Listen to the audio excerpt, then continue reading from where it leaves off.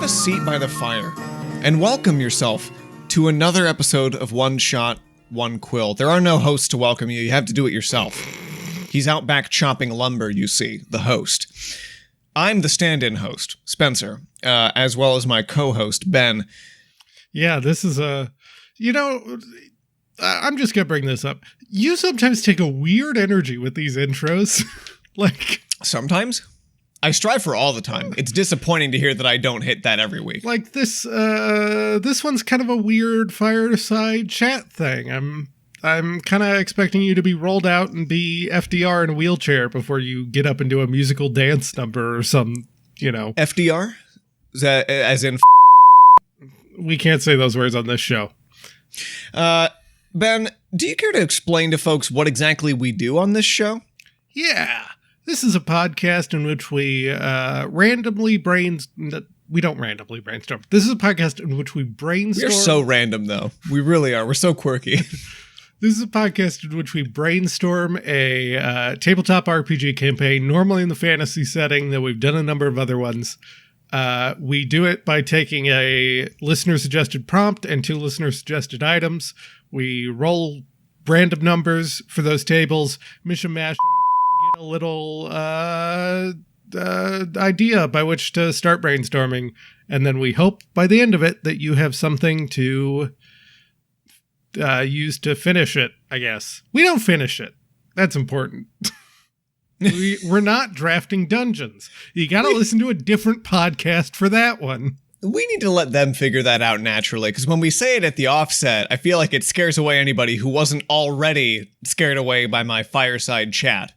Next week I'm doing haunted house theme. This is all about mapping out a plot. It's all about painful honesty, it sounds like. Yeah. Look, this is painful honesty hour.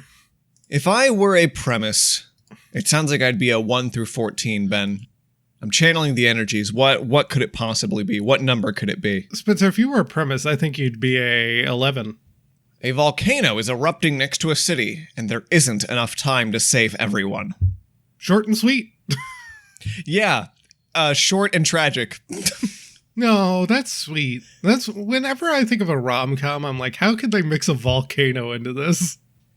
Oh man, I remember when Joey and Chandler were like trying to return that monkey to the pet store, and Kramer's dealing with the volcano that's sweeping down Broadway. Spencer, I don't know how to tell you this, but and then Marshall and Lily's wedding is the next day. Every time you've watched an NBC show, I've secretly been on the other end, just editing multiple different sitcoms into one TV show. I thought it was weird that they owned so many different apartments, but none of their storylines ever intersected. I feel like just so many of those gangs never got in the same place at the same time. Spencer, that's called the B story. And you know what I love about the B story is how many random items there are in it, such as let's go with 19. A bridge that immediately becomes concealed in magical darkness once stepped upon. Thank you, Andy, for that one. That's going to make it hard to get away from the volcano. That's why there's not enough time.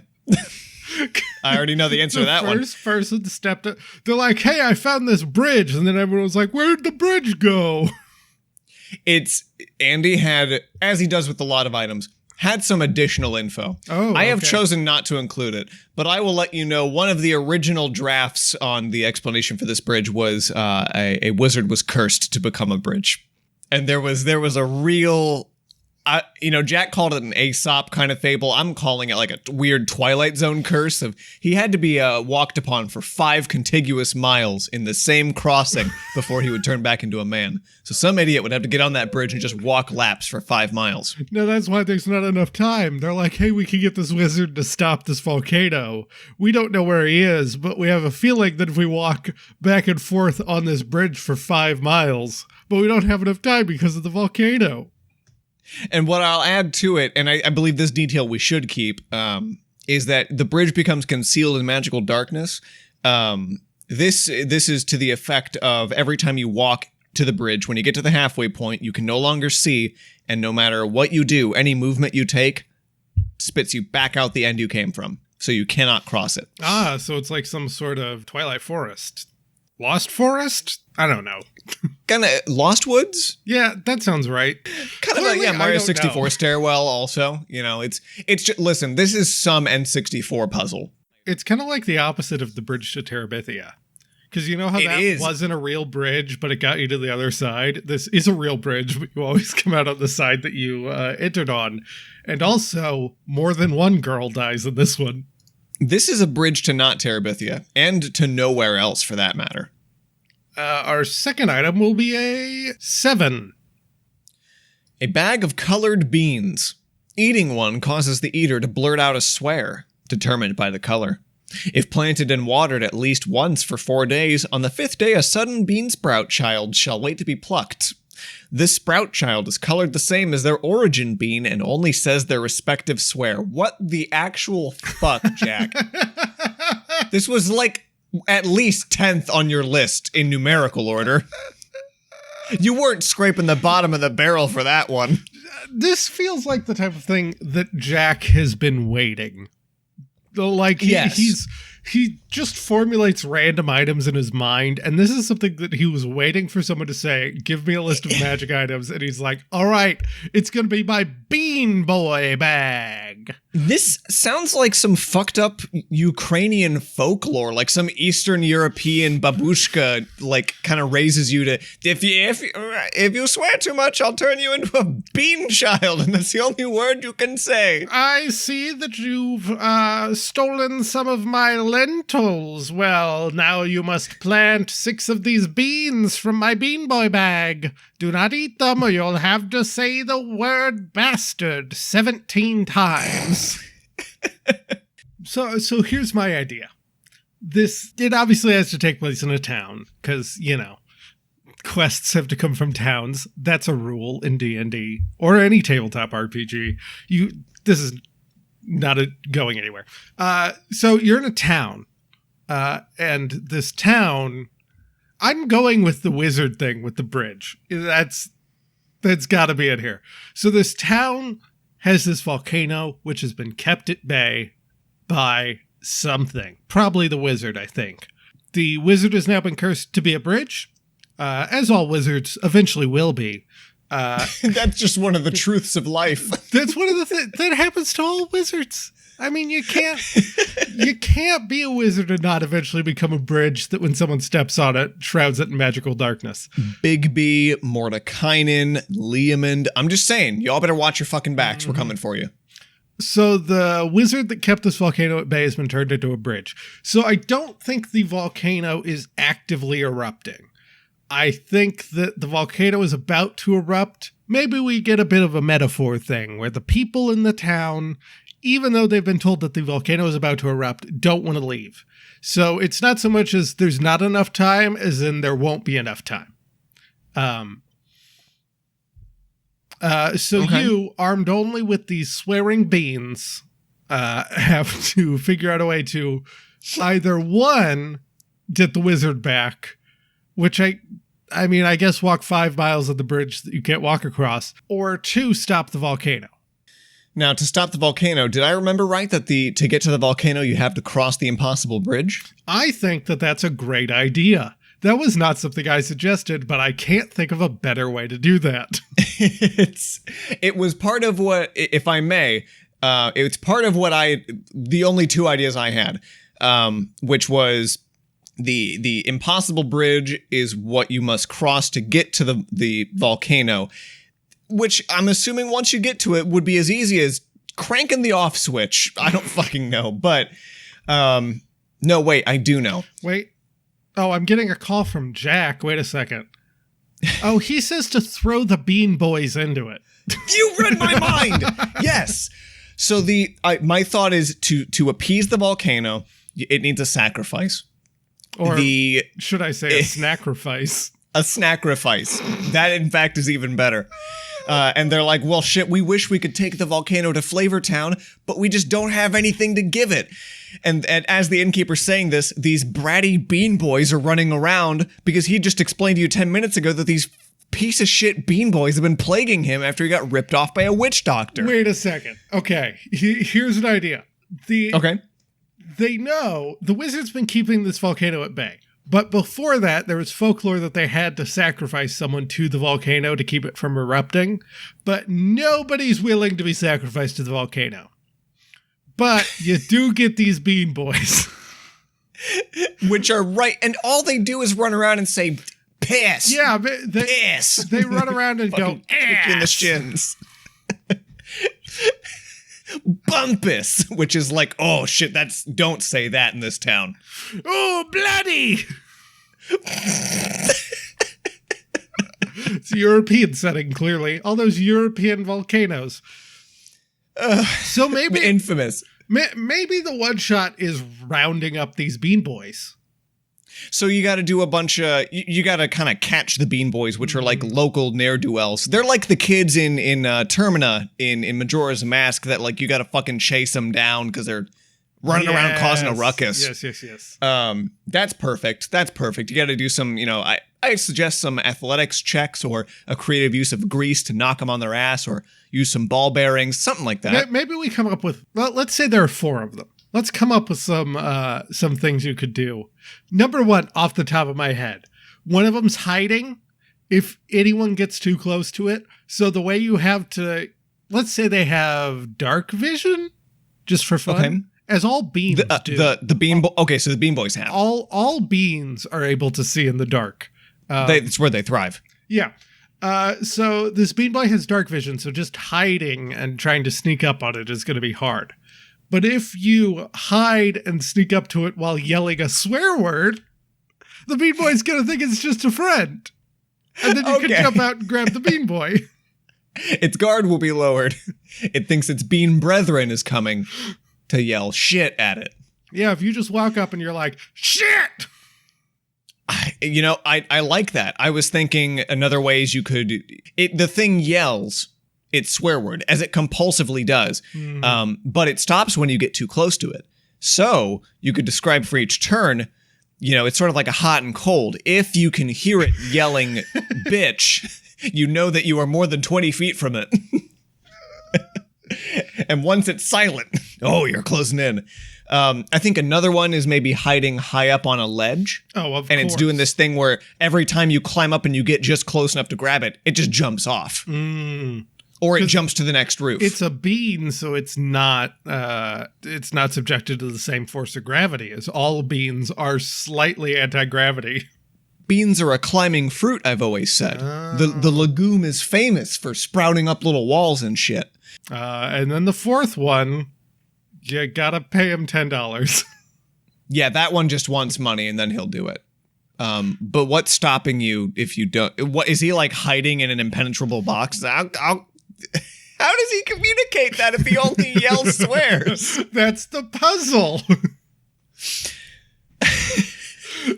He only yells swears, but also does some sort of hand motions. So you gotta figure out that he's asking for 10 gold. Oh my! Give me listen, kid. Give me a fuck for yes. Give me a fuck for no. And let's figure this out. Process of elimination. Do you want food? Fuck, do you want money? Fuck. Okay. All right. Any other ones that jump to your mind, or we good on this front? One of the bean boys only swears the truth, and the other bean boy only swears lies. Oh, I like this one. One that gets like a legendary action that it can move. And a la Strahd from Curse of Strahd, it can move through walls just as like part beans. of its layer action, just like beans do. and so the trick is, you really got to think about it. You got to hold your action to grab it when it comes in range. That's always the trick. Or you pull out your holy symbol of bean kind to cast hold bean on it. My favorite part of Curse of Strahd is, in fact, when Strahd steps out of the wall and then just gets obliterated by everyone holding their action. It's the only way you should have been able to handle that bullshit layer action. But enough about vampires. We're on bean territory.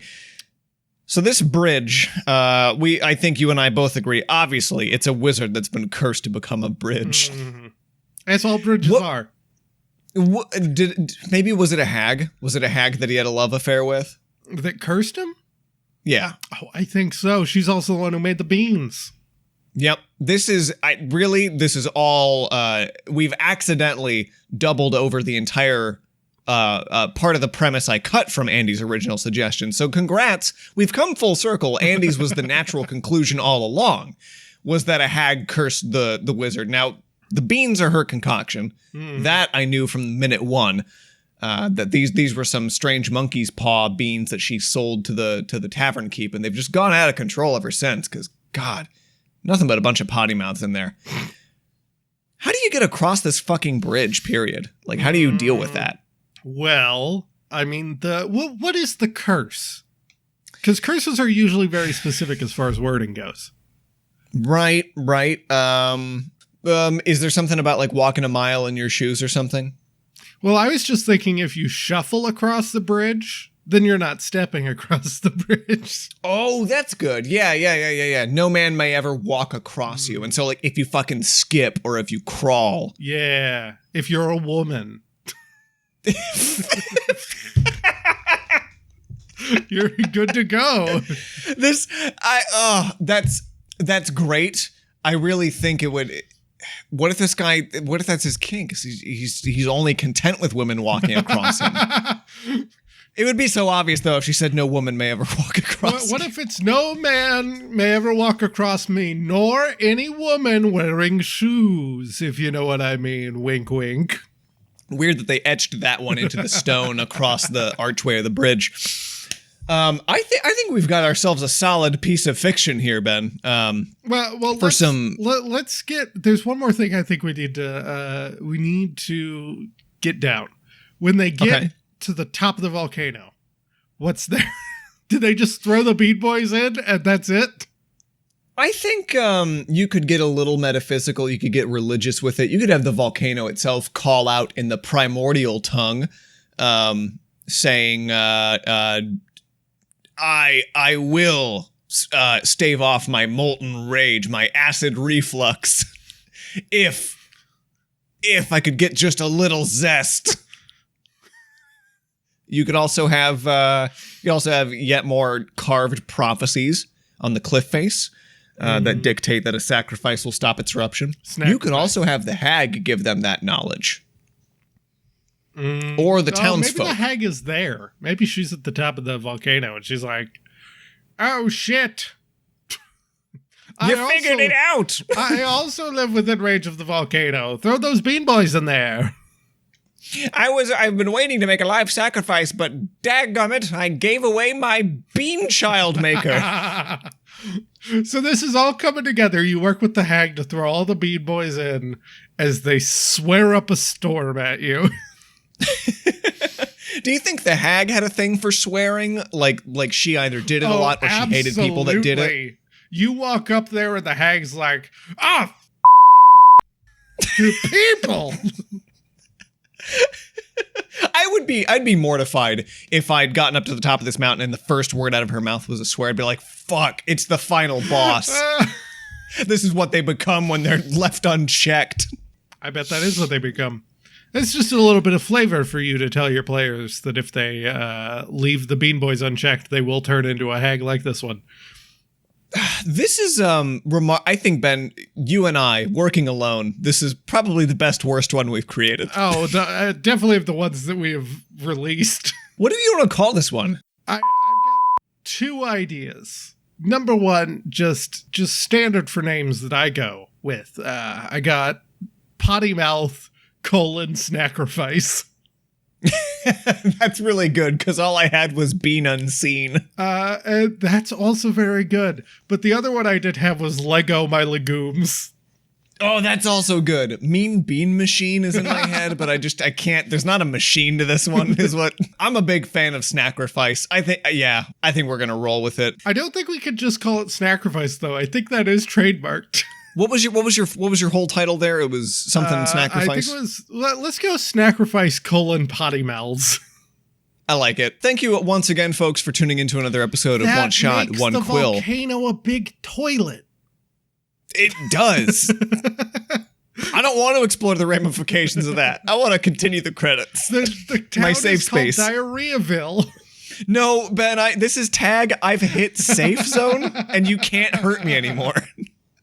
I don't have to do that. You can catch us on any and all podcasting platforms. I believe we've really reached our tendrils into all of them, minus probably iHeartRadio, unless they've stolen us. Rate and review us wherever you can. That is most helpful. Yeah, Ben, how can they get a hold of us? Thanks to those that have already rated and reviewed us. We appreciate that. it. If you would like to send us things, and you're not Andy, who I think just texts Spencer throughout the day. He's got a hotline to me. Okay. You can find us on Twitter at DNDpod. It's a glowing red phone. DNDPOD. We're not anywhere else, so don't bother trying to send suggestions into the rest of the internet.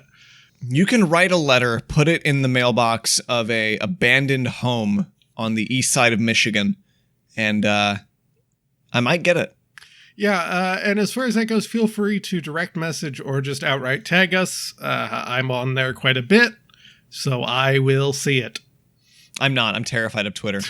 Me Even too. an account that only follows tabletop content. I'm so afraid I'm going to see the hard R somewhere. Yeah, our theme song is Alla Tavera del Goulier by Morgan the Bard. He has other music if you want it, if you like our theme song. I'm not going to mention he's dead this time. Ah, fuck. Until next time, folks. Roll fast, eat ass. Is it too late to restart this one? Fuck, can we try?